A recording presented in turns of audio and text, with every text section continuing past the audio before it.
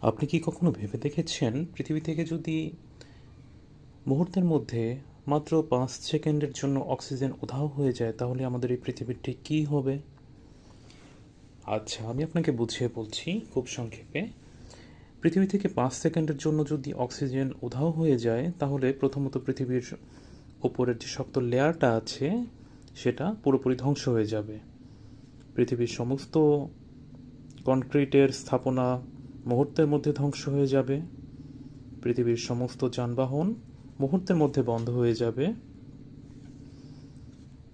পৃথিবীর উপরিভাগের যে ওজনের লেয়ারটা আছে যেটা আমাদের বিভিন্ন ক্ষতিকারক রশ্মি থেকে রক্ষা করছে সেটা ধ্বংস হয়ে যাবে এবং সামগ্রিকভাবে জীবজগতের বেঁচে থাকার জন্য এবং পৃথিবীর টিকে থাকার জন্য যা কিছুর পজিটিভ ভূমিকা আছে সমস্ত কিছুই বিনষ্ট হবে।